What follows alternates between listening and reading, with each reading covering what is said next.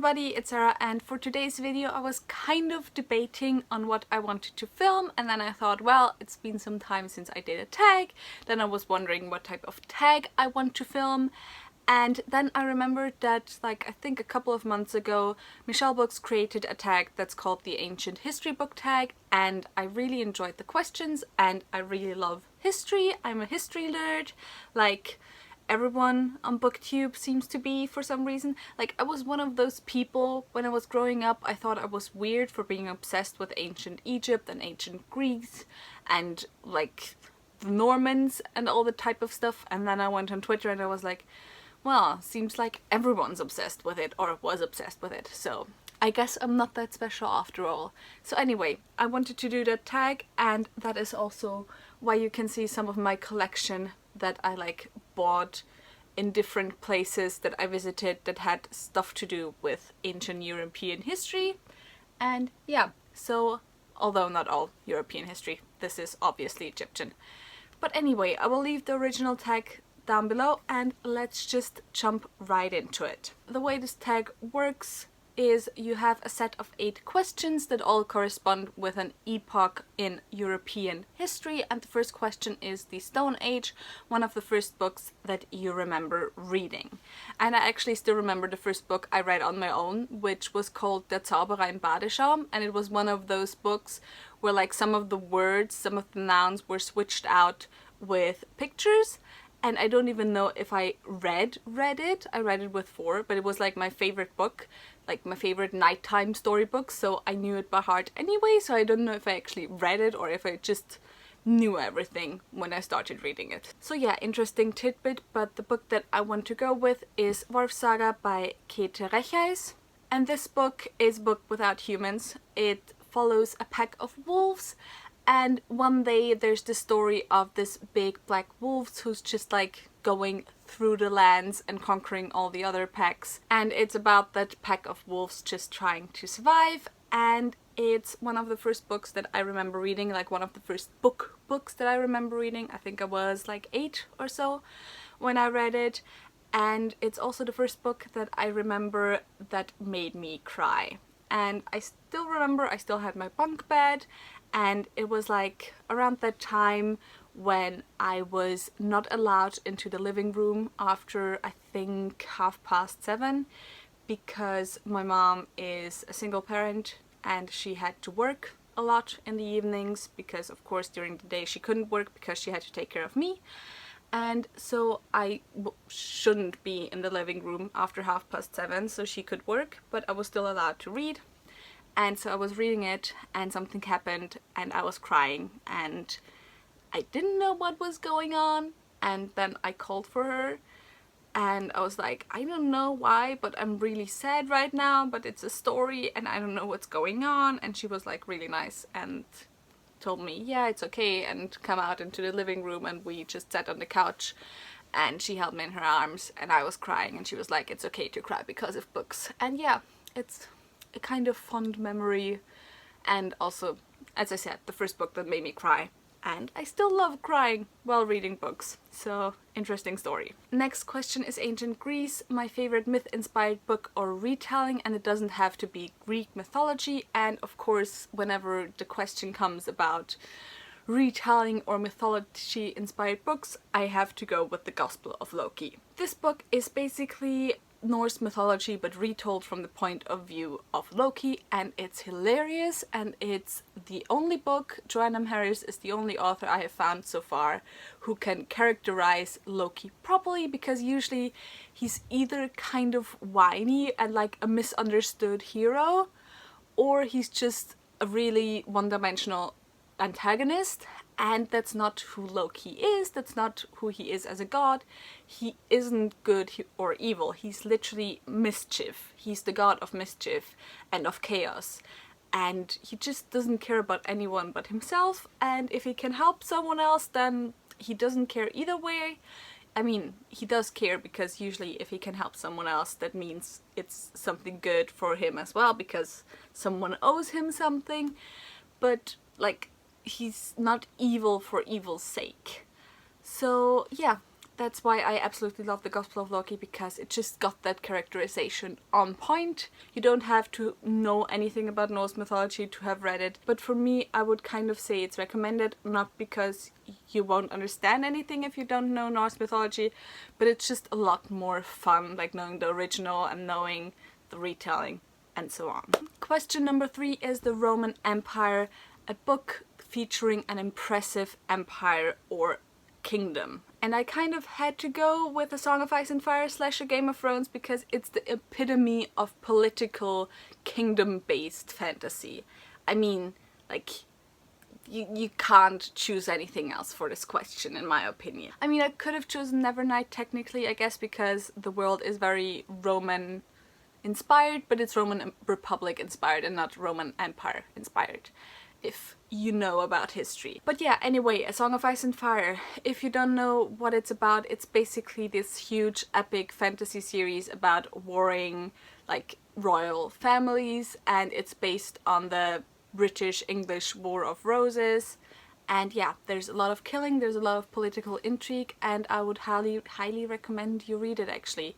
I mean, it's not something for everyone, but I would still recommend you at least try it. The Middle Ages or the Dark Ages, a book that is an absolute bummer. And this can be either in a way that I didn't like this book or in a way that it made me very, very sad. I chose the second version of the question, and this is really annoying. I chose the second version of the question, and I chose Dead Poets Society, which was written after the, like, movie Dead Poets Society. I think it was written or adapted by N.H. Kleinbaum. And so, for once, the other way around, not the book before the movie, but the movie before the book. And I really enjoyed the book. It's about this teacher who kind of teaches, obviously, students about poetry and about literature, and they kind of form a really great bond, like, between teacher and students, a really great teacher-student relationship. And the ending, if you've seen the movie or read the book, is quite sad, and I read it in basically one sitting in one day because it's only, I think, 200 pages, 160 pages. And I was so sad afterwards, and I kind of fell down a hole for a few days after I read that book, where it just really stayed with me. And yeah, that was not a fun experience, even though I did like the book very much, and the movie obviously. Question number 5 is Renaissance, a book that made me think or a book that I learned something from. And for that I chose Sophie's World by Jostein Gaarde, and I literally learned a lot from this book. I read it when I was like 10, I think. I listened to the audiobook, and this basically follows the story of Sophie, who one day starts receiving mysterious envelopes. And in those envelopes, she has two types. In one type there's always a question, and in the other envelope there's kind of an explanation where this question comes from. And through those envelopes she learns that they come from someone who's supposed to teach her philosophy. And the whole book kind of is just the history of Western philosophy, but packed into a story, so it's just really easy to learn for children, or like middle grade age, I would say. And yeah, basically that book is the reason why I aced all my philosophy exams and why I knew everything about philosophy even before I got into high school and actually started learning about philosophy. So yeah, I can highly recommend this book if you're interested in philosophy or just like learning the basics of Western philosophy, and also if you have children like aged, maybe 10 is a bit early, but like 12 to, let's say, 14, 15, that age. And I think after that, like, the story aspect of it becomes a little bit too childish, I would say. Question number 6 is The Industrial Revolution, a story that features an invention or a concept that I would love to see in my own world, and I really couldn't think of anything when I read that question, so I'm just gonna skip it, to be honest. Question number 7, World War I and II, a book that is set during the World Wars, or if I don't have one of those, a historical fiction book. And I actually, for one, don't read historical fiction a lot. I have read a few books, but I can't really remember any of them, and historical fiction concerning the World Wars is something that I in general stay pretty far away from. I have read a total of 3 books that were set during World War II. And the reason why I don't really like World War literature is that I find them either really grim and they just depress me, or I find them overly emotional and like they just want to kind of get you to cry and want to be overly dramatic. And it just really seems like they're written by people who don't really like care about the period that they're writing about or something. I don't know exactly how to explain it. But also I live in Austria, and if you know anything about World War, we're a country that was very central to the existence of both world wars actually. And so I am in my daily life surrounded by history of both world wars. And when we were in school, a lot of my required reading was about the world wars. Actually, one of the books that I had to read multiple times in school, like pretty much every time I got into like a different school, because in Austria you kind of have the system where every 4 years you change schools. So I had to read this I think 2 or 3 times, and it's Abschied von Sidonie by Erich Hacker, which follows this, I don't know if she's a Roma or a Sinti girl, but this girl Sidonie who was one day left in front of the hospital. It kind of follows her during the time before the Second World War, and then also when Roma and Sinti and of course Jews started being deported to concentration camps. Then the second book that I remember reading during the World Wars is, I think it was called Und dann war Friedrich, or Und dann kam Friedrich, and it was about a Jewish boy, and it ended in the way that he died because he was left outside of the bomb shelter because the people inside didn't want to have a Jewish boy in there, and his parents had already been brought to concentration camps. So yeah, and that's what we had to read when I was 12 years old. And also we went to Mauthausen, which is the concentration camp closest to Vienna. That's school excursions in Austria. You visit concentration camps and you go there and you kind of learn about World War history very intimately. And just because of all those facts, World War II especially, and also World War I, it's just not something that I want to read about, because if I want to learn about it, I can go right there and I can learn about it, and I don't have to read a fictionalized story about it to understand how horrible it was. And also, all of my grandparents lived through the World Wars. My grandfathers, of course, had to fight in the World War because everyone who was 18 at the time had to fight in the World War. So yeah, that's a whole type of thing. My grandmas told me stories about how they felt whenever they started hearing the bombs, because Vienna of course was bombed, and also where my other grandma is from in Styria, they also had bombings. One of my grandmas tells me a lot about the time after the World War as well, when the British, the American and the Russian soldiers were in Austria. Especially about the Russian soldiers we hear a lot, because apparently they weren't too picky, and in the village that she's from they did quite often rape girls. So yeah, as I said, World War I and II isn't something that I enjoy reading about, because if I want to know what it was like, I can go to the people who lived through it. But I do still have one book that I can pick for this list, and that is Gretel and the Dark by Eliza Granville, and this is a dual timeline.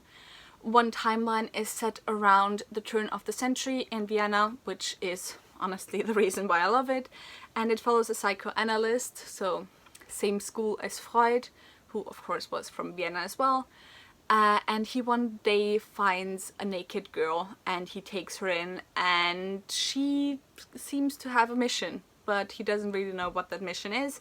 And the second timeline follows a little girl, and her father is working with the animal people. And it's kind of just World War II from the point of view of I think, a 7 or 8-year-old girl who doesn't really know what's going on. And of course, you as the reader, or me as the reader, knowing the history, kind of knows what she's witnessing, and that kind of brings a very disturbing point of view into it. And yeah, so that is my pick for this question, and this was a very long answer to this question. Then the last question is present day, a book that I think everyone should read in present day.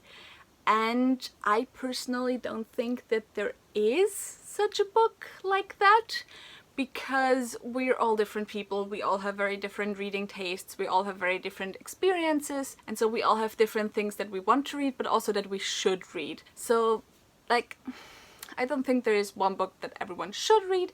However, what I would recommend everyone pick up at least some point in their lives is fairy tale collections. And I don't care which fairy tale collections. It can be the Brothers Grimm, it can be Hans Christian Andersen, it can be Celtic fairy tales, it can be African fairy tales, it can be Asian fairy tales. Anything. Just, I think there's a lot we can learn from fairy tales, and I think fairy tales just have a certain thing about them that just brings joy. But also I can recommend everyone, especially Americans actually, don't be offended about that, read the originals of Grimm's fairy tales, because I found that especially Americans are very used to just the Disney version of fairy tales, and that's what they know. And yeah, original fairy tales quite often are quite a bit more gruesome. Of course, Austrian Girl, for some reason Austrian parents, or a lot of Austrian parents, don't believe in Disney versions of fairy tales, so when I was a little child, the versions that were read to me, like for children, like books that you find in the actual children's section of like books for under 5-year-olds, like those fairy tale collections, they all had the versions in them where, for example, Cinderella's sisters hacked off their toes and heels to fit into the shoe, and so on. And I think it was Snow White's mom, or like stepmom, who had to put on glowing hot iron shoes and dance at her wedding, and something like that, like the gruesome versions. So yeah, it's an experience, and I can recommend everyone go and get a version of the old German fairy tales that have like the original versions.